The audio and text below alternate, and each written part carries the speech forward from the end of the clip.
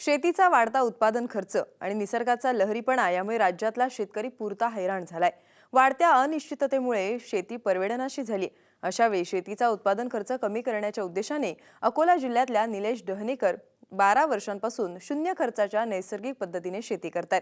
नैसर्गिक शेतीतज्ञ सुभाष पाळेकरांच्या मार्गदर्शनाखाली त्यांनी 7 एकरांवर डाळिंब आणि त्यात शेवग्याचं आंतरपीक घेतले। त्यांच्या नैसर्गिक शेतीचे काय अनुभव आहेत ते जाणून घेण्यासाठी आज आपण अकोला शहराजवळच्या डहेनकरांच्या शेतात जाणार आहोत।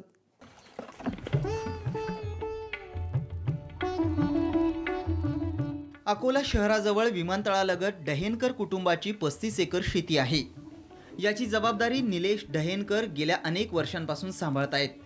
पदवीपर्यंत शिक्षण झाल्यानंतर निलेश यांनी शेतीची जबाबदारी सांभाळली। माझं शिक्षण झालेलं आहे 12वी आणि शिक्षण सुरू असताना जेव्हा मी फर्स्ट इयरला होतो त्यावेळेस माझे वडील ही शेती करायचे। वडील रासायनिक पद्धतीने शेती करायचे। त्यावेळेस मी सहज चक्कर म्हणून या शेतात येत होतो वडिलांच्या सोबत। आणि मग 1 वर्षानंतर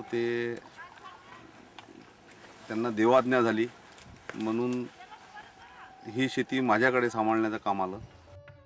निलेश डहेनकर 1992 पासून शेती करू लागले, पण शालेय जीवनापासूनच निसर्गाची ओढ असलेल्या निलेश यांना रासायनिक शेतीनं बेचैन केलं होतं।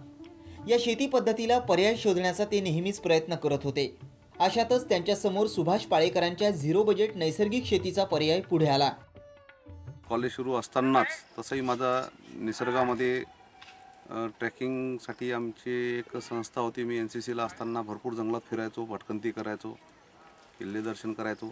तर निसर्ग तिथून मी जवळ पाहिला होता। आणि जेव्हा ही माझ्याकडे वडिलांनी रासायनिक शेती दिली तर मला सतत प्रश्न पडायचा की 2 वर्ष मला सुचलंच नाही की हे रसायन कशासाठी असते।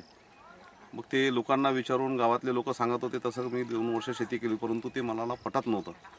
मग काही मला पुस्तकं हातात भेटले। ऋषी कृषी तंत्र मला हातात भेटलं। ते ऋषी कृषी तंत्र वाटलं तर ते मग सेंद्रियकडे मी वळलो। मग ते करून पाहिलं। ते तूप, शहद हे सर्व टाकून मी शेती करायला लागलो। रसायन बंद केले लगेचच, कारण की त्याच्यावर अगोदरपासूनच विश्वास नव्हता। आणि ते पाहिलं 2 वर्ष ते करून पाहिलं, तूप शहदाची शेती, तूप शहद। आणि मग मला ते वाटलं की हा खूप खर्चिक विषय झाला आणि यांनी निसर्गाला हानीच पोहोचते आहे। मला ज्या माझ्या कुटुंबियाला जे तूप पाहिजे मी ते शेतात टाकत आहे, जे शहद निसर्गाला पाहिजे ते शहद मी शेतात टाकत आहे। पण असं करून तेही पाहिलं, ते मला ते परवडण्यासारखं झालं नाही। मग मी सेंद्रिय शेती सुरू केली। सेंद्रिय खाद्यपदार्थ, सेंद्रिय लॅबोरेटरीचे पदार्थ मी इथे आणून टाकू, ॲझोटोबॅक्टर, रायझोबिया वगैरे। आता तर त्यांची नावं येत नाही मला। मागच्या 10 वर्षापासून मी हे सेंद्रियसुद्धा बंद केलं, तेही परवडण्यासारखं झालं नाही। आणि मग मी 4 वर्ष अभ्यास केला आपल्या झिरो बजेट नैसर्गिक शेतीचा। आणि 4 वर्ष अभ्यास केल्यानंतर त्याचे प्रयोग जे गुरुजींनी सांगितले होते ते सुरू केले आणि विविध धान्य प्रकार इथे घेणे सुरू झाले। ऋषी कृषी तंत्र, सेंद्रिय शेती या सगळ्या तंत्राचा 1998-2002 या काळात अवलंब करून झाल्यानंतर निलेश यांनी झिरो बजेट तंत्राचा स्वीकार केला। गेल्या 12 वर्षांच्या काळात त्यांनी आपल्या शेतातली सगळी कोरडवाहू पिकं नैसर्गिक पद्धतीनं घ्यायला सुरुवात केली आहे। त्यामुळे त्यांचा रासायनिक खतं आणि कीडनाशकांवरील खर्च वाचलाय। शिवाय आंतरपिकांमुळे उत्पन्नातही वाढ झाली आहे। सध्या त्यांच्याकडे आवळा, 7 एकरांवर डाळिंब आणि डाळिंबात शेवग्याची लागवड आहे। गेल्या काही वर्षांपासून त्यांनी आवळा आणि आवळ्याच्या विषमुक्त पदार्थांचा ब्रँड तयार केलाय। विषमुक्त धान्य मी करू शकलो याचं मला खूप समाधान मिळालं की मी बाजारातलं विष आणून माझ्या कुटुंबियाला देत नाही आहे। मी माझं कुटुंब विषमुक्त करू शकलो एवढा आनंद मला ह्या शेतीतून भेटला। त्यानंतर मग मी आवळा हा प्रकार लावण्याचा प्रयत्न चालू केला। मग मी आवळा प्रक्रियामध्ये गेलो। 5 वर्षानंतर आवळा आला। आवळा मी विकून पाहिला तसाच, पर ग्राहकांना 10 रुपये 12 रुपये किलोच्या वर आवळ्याला भाव नसल्यामुळे आणि मी स्वतः हात विक्री करायचो हात विक्री करून काही शिल्लक राहायचं, मग ते खराब व्हायचं, तर मग मी निश्चय केला की हे आपण प्रक्रियाच करायला पाहिजे. याचं डायरेक्ट मार्केट हा व्यवस्थित उपाय नाही. मग मी आवळा प्रक्रिया हा सुरू केला. गेल्या वर्षी निलेश यांनी 7 एकरांवर 14 फूट बाय 10 फुटांवर भगवा वाणाच्या 1800 रोपांची लागवड केली. सध्या त्यांना शेवग्यापासून उत्पादन मिळत असून आतापर्यंत 1 लाख रुपये मिळालेत. इथे वन्यजीवांचा भरपूर त्रास असल्यामुळे मला हरणांचा, डुकरांचा, रोह्यांचा, विविध हिंसक प्राण्यांचा खूप त्रास आहे आणि हरणांचाही खूप त्रास आहे. म्हणून मी फळबागेकडे वळलो आणि मी इथे डाळिंब घेतला. आणि झिरो बजेट नैसर्गिक शेती पद्धतीमध्ये गुरुजींनी सांगितल्याप्रमाणे, वाळेकर गुरुजींनी जे सांगितलं की याच्यात सहजीवन असावं, तर त्या सहजीवनासाठी मी इथे शेवगा त्याच्या मदत घेतलेला आहे. प्रत्येक झाडानंतर काही पपई घेतलेली आहे. तर आता तुम्हाला दिसेल की माझं पहिलंच वर्ष अजून पूर्ण झालेलं नाही आणि मला उत्पन्न त्यातून डाळिंबातून सुरू झालं. त्या डाळिंबाला अजून मला अजून 1-1.5 वर्ष बाकी आहे. परंतु माझ्या खिशामध्ये शेवग्यापासून मला पैसासुद्धा मिळणं सुरू झाला. गेल्या 12 वर्षांपासून शेतात रासायनिक खतं आणि कीडनाशकं बंद केल्यानं डहणेकरांची शेती देखील सुपीक झाली आहे. शेवग्यातून डाळिंबाचा सगळा खर्च निघाल्यानं येत्या वर्षभरात डहणेकरांना डाळिंबापासून एकरी किमान 2 ते 3 लाखांच्या नफ्याची अपेक्षा आहे. जालनाजवळ श्री भोसले यांच्या शेतावर गेलो होतो. त्यांनी मला आपला स्वतःचा अनुभव सांगितला की तुम्ही नैसर्गिक आणि झिरो बजेटमध्ये अगर डाळिंबाची लागवड करायचा विचार करत असाल तर तुम्ही अजिबात याला सहकार्य करू नका. आणि डाळिंबाची लागवड आणि त्याचं उत्पादन घ्यायचं असलं तर तुम्हाला रासायनिक खतावरच अवलंबून राहावं लागेल, असं त्यांनी मला त्या काळामध्ये म्हटलं होतं. आणि आम्ही तिथून निघाल्यानंतर मी माझ्या लहान्या भावाला निलेशला हेच म्हटलं की तुला नैसर्गिक करायचं आहे आणि डाळिंब हा नैसर्गिक येत नाही असं हे म्हणालेत. यांचा अनुभव माझ्यासमोर आहे. यांची बाग मी पाहिली. तू यामध्ये हात टाकू नको, परंतु हा म्हणाला की मला नैसर्गिकच करायचं आहे आणि तेही झिरो बजेटमध्ये करणार आणि तुम्ही मला काय जे सहकार्य करायचं आहे ते सहकार्य करा.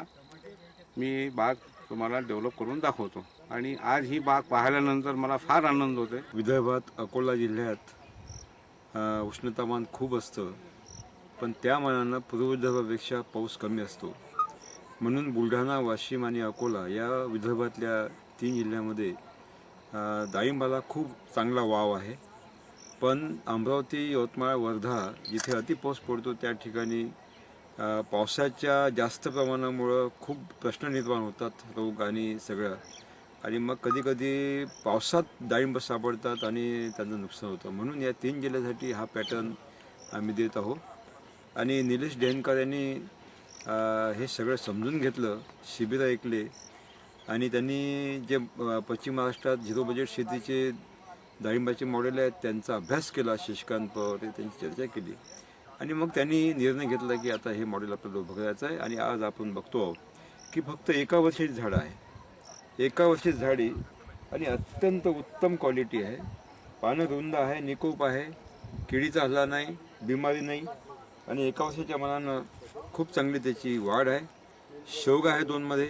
त्यांनी 1 शेवगा 1 पपई, 1 शेवगा 1 पपई असं घेतलं होतं. पण इथं जे बाहेरचे रानटी प्राणी येतात त्यांनी पपया काही उद्ध्वस्त केलेले आहेत. पण आहे त्या पपया खूप चांगल्या पपया आहेत. एका पपईला 50-50, 100-100 किलोच्या पपया आहेत. आणि मला असं वाटतं इथे बरंच काही आणखी आपल्याला करण्यासारखं पुष्कळ आहे. नैसर्गिक शेतीमध्ये जीवामृत आणि दशपर्णी अर्काचं सर्वाधिक महत्त्व आहे. आपल्या 35 एकर शेतीला जीवामृत देण्यासाठी त्यांनी बैलगाडीवर ड्रम बसवून स्वतंत्र यंत्रणा तयार केली आहे. त्याचबरोबर दशपर्णीच्या अर्काचाही ते प्रभावी वापर करतात. रसायनांचा वापर बंद झाल्यानं शेतातली पिकं आणि त्यापासून तयार होणारं सगळं अन्नधान्य निरोगी आहे. त्याचा कुटुंबाच्या आणि डहेणकरांकडून अन्नधान्य घेणाऱ्यांच्या आरोग्याला चांगला फायदा होतोय. नैसर्गिक शेती हे माझे मिस्टर 15 वर्षापासून करत आहे. 10 वर्ष तर झालेच आहे आणि त्यांना भरपूर प्रतिसाद भेटला आहे. आणि आमच्या इथे सगळं शेतातलंच उत्पादन आम्ही घरच्या घरीच खातो आणि त्यातून आम्हाला भरपूर काही व्हिटॅमिन, प्रोटीन सगळं काही मिळते. प्रत्येक शेतकऱ्यांनी हा जो नैसर्गिक शेतीवर म्हणजे नैसर्गिक शेतीच करावी अशी माझी आग्रहाची विनंती आहे. कारण आजच्या काळात मुलांच्या दृष्टिकोनातून जे आपण मुलांना खाऊ घालत आहे त्याच्यापासून जे आपल्याला मुलांमध्ये जे त्रास होत आहे, जे आपल्याला विकार रोगराई जे आपल्याला मिळत आहे, तर ती आपण नैसर्गिक शेतीमुळे आपण ही टाळू शकतो. आणि ही नैसर्गिक शेती माझा भाऊ 10 वर्षापासून करत आहे आणि आम्हाला ह्या धान्यातून, फळातून, ह्या सगळ्या याच्यातून आम्हाला एक चांगलं उत्पादन म्हणून मिळत आहे. सध्या राज्यात नैसर्गिक संकट आणि त्यात झालेल्या नुकसानीतून शेतकरी आत्महत्यांचं सत्र सुरू झालंय. आज 10 गुंठ्यांपासून ते 10 एकरांपर्यंत प्रत्येक शेतकरी कर्जबाजारी आहे. त्याला रासायनिक शेती पद्धती मोठ्या प्रमाणात कारणीभूत आहे. अशावेळी निलेश दहेनकरांसारखे शेतकरी गेल्या 12 वर्षांपासून वापरत असलेलं झिरो बजेट नैसर्गिक शेतीचं तंत्रज्ञान राज्यातल्या सुज्ञ शेतकऱ्यांना बरंच काही सांगून जाईल. गजानन भोयर, साम टीव्ही, अकोला.